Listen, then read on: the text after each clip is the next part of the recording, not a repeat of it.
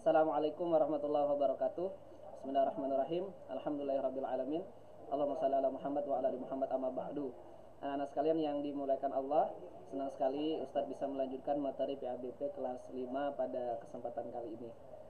Langsung saja kita pembahasan pelajaran kedua ini tentang Asmaul Husna, yakni nama-nama yang baik bagi Allah yang jumlahnya ada 99. Jadi tema kita atau pelajaran 2 kita itu adalah mengenal nama Allah dan kitabnya. Nah, pada hari ini kita berfokus pada mengenal nama-nama Allah.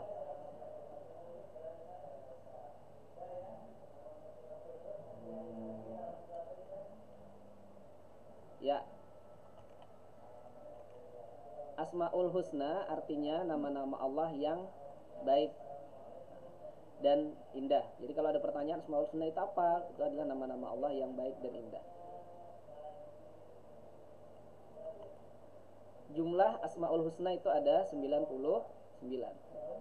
Nah, yang kita pelajari pada hari ini itu diantaranya saja ya nak ya. Jadi ada 4 yang akan kita pelajari,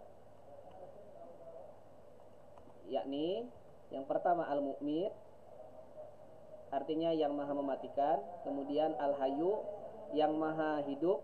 Kemudian Al-Qayyum, yang maha berdiri atau mandiri. Kemudian Al-Ahad, yang maha esa. Nah, ini sambil antum nanti hafalkan ya. Ingat, Al-Mumit, yang maha mematikan. Al-Hayyu, yang maha hidup. Al-Qayyum, yang maha berdiri atau mandiri. Al-Ahad, yang maha esa. Nah, Al-Mumit ini ya, yang maha mematikan ini itu kita lihat Allah Subhanahu wa taala berfirman, kullu nafsin dha'iqatul maut. Setiap yang bernyawa itu pasti mati. Jadi Allah lah yang mematikan. Matinya kita itu bukan karena bukan karena ditabrak misalnya atau karena sakit, tetapi sebenarnya meninggalnya kita atau matinya itu karena Allah yang mau mematikan. Dan setiap kematian itu terjadi atas izin dan kehendak Allah. Kematian tidak perlu kita takuti. Jadi jangan takut mati. Yang ditakuti itu adalah kehidupan setelah kematian. Karena setelah kita dimatikan nanti akan dihidupkan lagi. Seberapa besar persiapan amal soleh kita menghadapinya. Nah, jadi yang penting itu adalah persiapan amal soleh.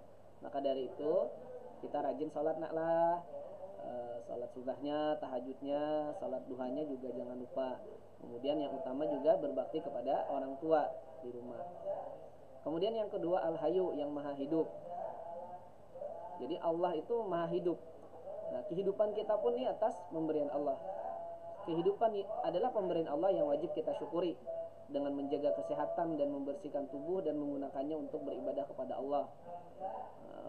Kalau bisa makan makanan yang sehat, kemudian rajin olahraga, dan tentunya kita gunakan kesehatan kita, hidup kita ini untuk beribadah kepada Allah.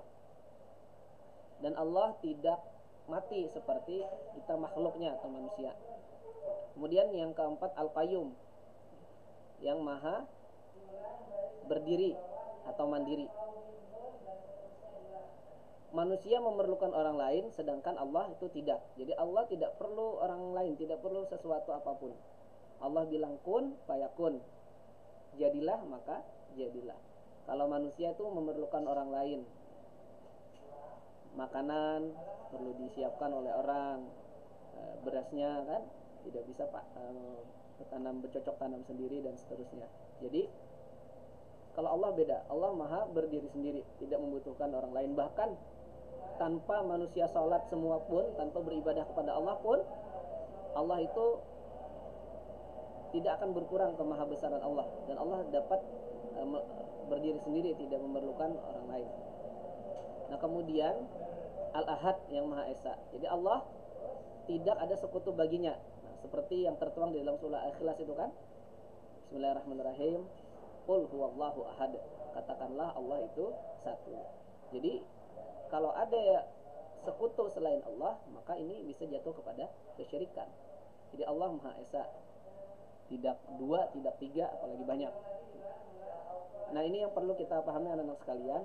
Dan 4 Asmaul Husna ini semestinya menjadikan kita tidak takut mati, dan Allah lah yang maha menghidupkan kita. Maka dalam kehidupan ini kalau kita berada dalam kebenaran itu jangan takut mati ya. Kalau Allah tidak menghendaki maka tidak akan mati.